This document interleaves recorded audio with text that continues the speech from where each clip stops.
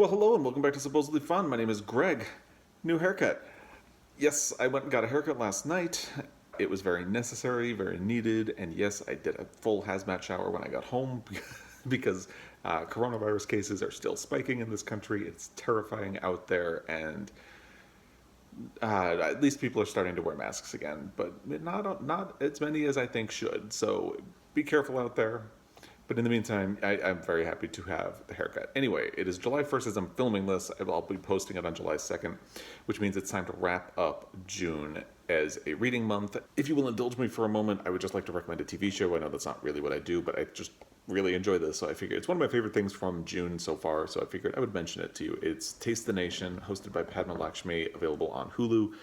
I have been loving this show very much. It's about food politics and immigration and how we define and redefine American cuisine over time and culture over time, and the ways it's just really interesting because every episode focuses on a different cultural food item and explores how it relates to the American identity. The first episode is about how it takes place it's set in El Paso, and they talk about immigration and the border and how we keep trying to close the border, but we still want the food to cross over. And it's really interesting as well because we know in this country what we did to the Native Americans and how we stole the land, but there's not always a whole lot of acknowledgement about the fact that we also took land from Mexico. And it's just a really smart show, and it gets at a lot of really difficult topics, and it talks about them all very smartly. The next episode is about German food culture in America and how, in order to survive in World War II, German culture had to lie low and almost assimilate into American culture. So at a certain point, the most recognizable German food items in America, like hot dogs and hamburgers, are seen as quintessentially American, even though they are very German. And the next episode talks about being an immigrant in Padma Lakshmi's own Indian roots and the process of trying to keep your culture alive in this country and pass it on to the next generation, even as they grow up in America. And I could go on and on and on. Each episode is really fascinating. And there's an episode that talks about the Gullah Geechee community. If you don't have Hulu, that one is available on YouTube. They made it available outside of a subscription service, just in light of everything going on in the world. I can't say enough good things about the show. It's probably going to be one of my favorite things of the year when we get to the end. So I know it's not a book, but I just want to throw that out there. And now we can get to talking about the actual books that I read in the month of June. And I figure I might as well start with the books that I've already talked about a little bit. Really quickly, I did manage to read 6 books. I have my Goodreads right here as a reference, so I don't forget anything. So 6 books. I'm halfway through another one, through another 2 as well, and we will get to those because they'll be carrying into July. The first book I finished in the month of June was How We Fight for Our Lives by Saeed Jones. This very much fit the brief of my reading month, which was to read books by and about Black queer voices, and it was just a really good book. I talked more about it in a previous Friday Reads. I will link that down below. And I would definitely recommend this book. It's a slim volume, so worth getting in. I really like the raw honesty and the discussion of Saeed Jones about his life growing up Black and gay in America, and also about his relationship with his mother. I mentioned that the title takes on a very different meaning toward the end, where he talks about his mother's illness and heart condition. And I really enjoyed the book. I thought it was very good, and I would recommend it. The next one that I finished was Speak No Evil by Uzodinma Iweala. This is something that had been on my TBR last year and I didn't get to, so I brought it back. And it kind of fit the brief for the month, but it wasn't as successful as How We Fight for Our Lives. In fact, I ultimately did not really enjoy it very much. I think I gave it 2 stars on Goodreads. It's presented as the story of Niru, who is the son of Nigerian immigrants, and he is gay. He has a friend named Meredith, who is the only person he has told that he is gay, and his father finds out and sends him to Africa to undergo conversion camp. That is the story, that is the description of the book. However, what I did not know going into it was that it is basically as much Meredith's story as it is his. And ultimately, it feels more about Meredith than it is about Niru. in fact, him being sent to Africa is so brief that it almost feels like it doesn't happen. And the whole conversion camp thing, it happens, but then the next thing you know, he's back in the United States, and all he's worried about is that Meredith won't answer his texts. And in the second half of the book, Meredith takes over the narrative, and you kind of find out what's going on in her head. But she's a really weird friend. She basically causes the problem that gets Nero caught, and then just disappears from his life for her own selfish reasons, even though she blew up his life. And so it feels weird. There's already a bizarre dynamic, and then when she takes over the narrative, it just there's a reason that she does, and I understand why, and I won't say why because I don't want to get into spoilers.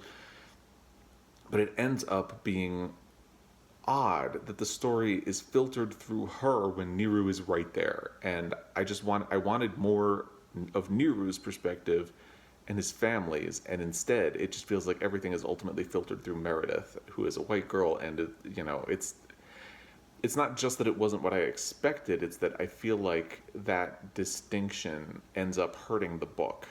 And the things that I feel like it should have spent more time on and if it wanted to spend its time on the things that it ultimately does, I feel like the whole Africa angle and trip probably shouldn't have even been there, because then ultimately it feels like they don't belong in the book because it's doing something else. And if it was going to do something else, it should have just left that out entirely. So I ended up not really enjoying this one as much, which is disappointing because it had been on my TBR for a while as something that I had been looking forward to, but what can you do? The next book, I did not even include this on my June TBR because I tend to not like celebrity memoirs. Celebrity memoirs tend to be very PR focused.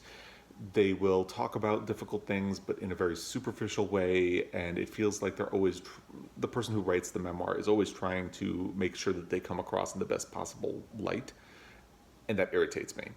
There are some exceptions. I would say if you have not read Sally Field's memoir, go out, grab a copy, because it is one of the most introspective, fascinating memoirs I've ever read. It's so good. Anyway, so I had not even put this book on for that reason. It's Karamo, My Story of Embracing Purpose, Healing, and Hope. Karamo was on a season of The Real World back in the day, but he is most famously known as a member of the new Queer Eye. My husband listened to this book on audio and told me, no, you have to read this book. So I actually listened to it on audio as well, because the audio was available on Scribd, but I had a copy that I had purchased last year. And I'm really glad my husband told me to read it, because it's actually a really good book, and it has that same dynamic that Sally Field's memoir had that I really enjoyed. It is very honest. It is very raw. Karamo is very much talking about his life and the mistakes that he's made, and how those mistakes have made him the person he is today, and how those mistakes ended up guiding him into what he does now. And I think that's really interesting. I think it's very honest. I think his perspective is very interesting, and what I really like about this book is that it's very much about growing up black, growing up gay, and dealing with the discrimination and racism that he faced being black, and then facing the discrimination of being gay, and coming to terms with who he is, and dealing with and finding ownership of his own life. And I thought that was a really great story to add to this month when I was focusing on this kind of story. And I really ended up enjoying the book very much, and I would recommend it. The audio is actually very good, because he's I mean, if you've seen Queer Eye, you know he's a very dynamic personality, and he does a really great job reading the audio as well. So I ended up, this was something I never would have anticipated picking up this month, but I ended up doing it, and I'm really glad that I did. It ended up fitting the brief perfectly, and I learned a lot, and I think I gained a lot by reading it. So it was a good reading experience all in all. And then that continued, because then I listened to the audio of The Black Flamingo by Dean Atta. This was also available on Scribd, and Dean Atta actually reads the audio as well, so it was nice to hear it in his voice. He has a very distinct and soothing voice, and he reads it very well. And this actually kind of continued the benefit of, or not the benefit, but it continued the theme of Karamo's book, because Black Flamingo is very much about finding out who you are and owning your own destiny and taking control of your life. And it's about a teenager who is Jamaican and Greek Cypriot, and he is caught between two worlds because of that. So he faces not the complaint that he is not black enough, the complaint that he's not white enough, and then he is gay and he has to deal with that.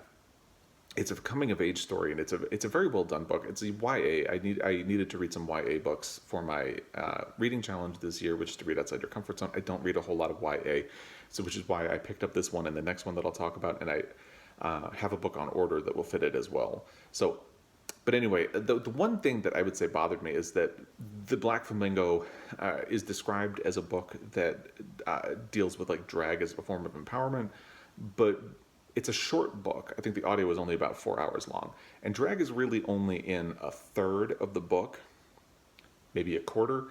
It does, however, form the pivot point towards self-actualization. So I can see why it gets such a focus, but it's actually a very small part of the book. The majority of the book, even after the main character does join a drag club and sort of find his place, the majority of the book takes place outside of that. So, but it's interesting, and I really enjoyed the book a lot. The ending, in particular, is just, I thought, really good, very well done. It leaves you feeling good and kind of hopeful. There's a very empowering edge to it, and I definitely enjoyed the book.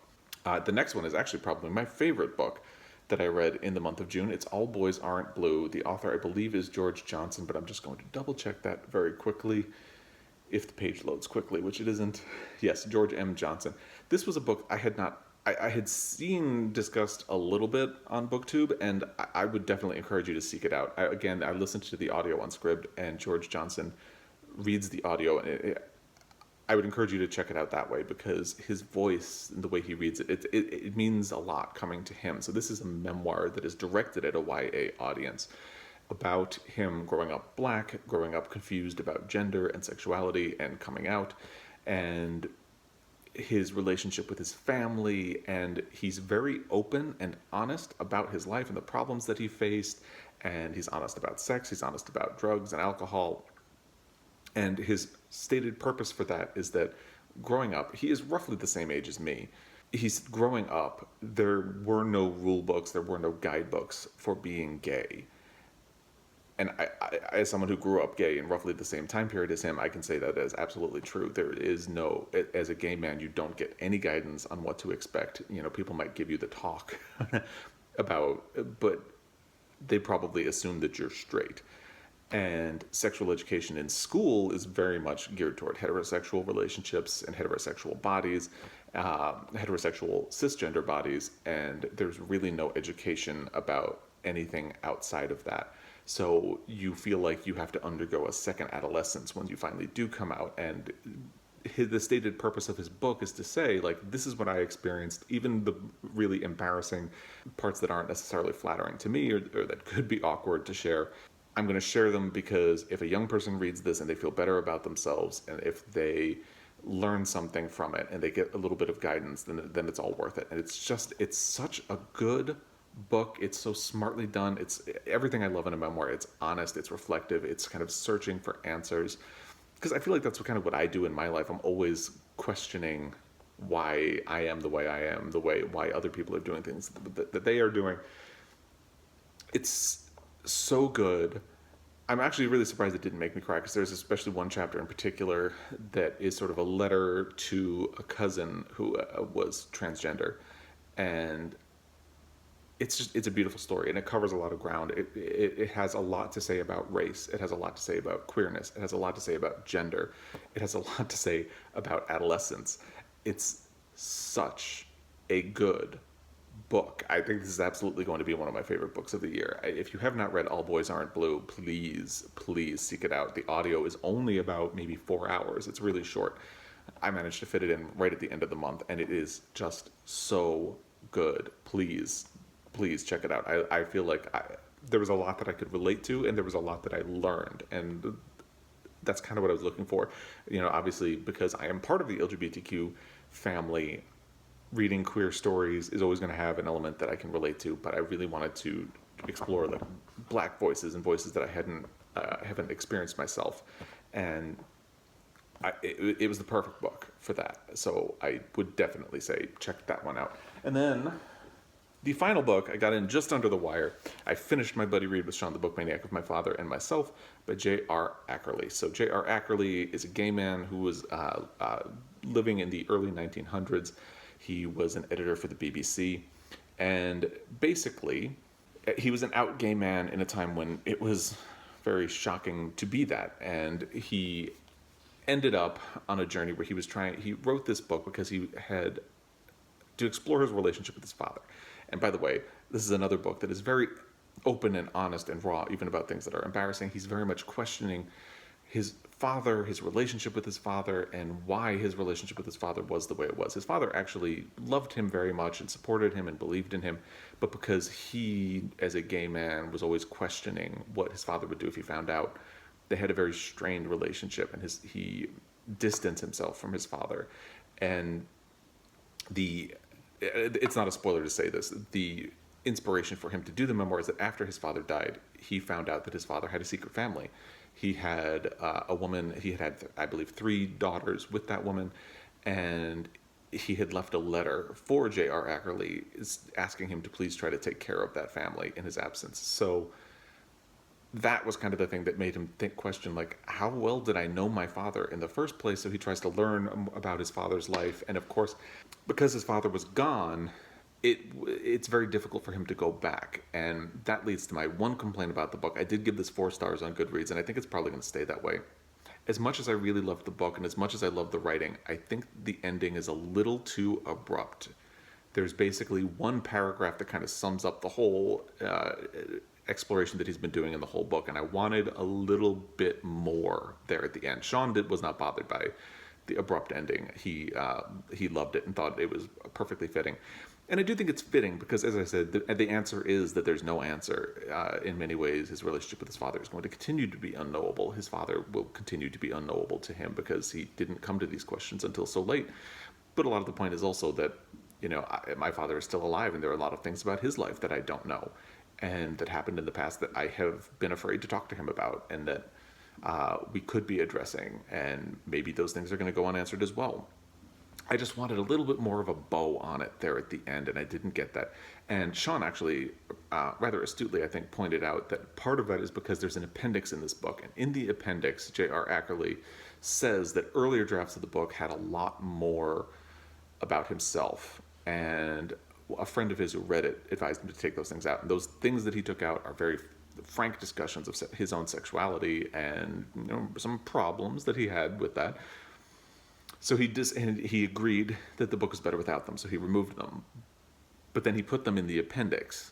So what ends up happening is that, especially since that there was really only one paragraph of summation for the book, it feels more like the end of a chapter, and then there's another chapter afterward. And I think that's probably where I got so hung up. If it had just been that last paragraph, I might not have felt as odd about the lack of closure, or feeling that there was a perceived lack of closure.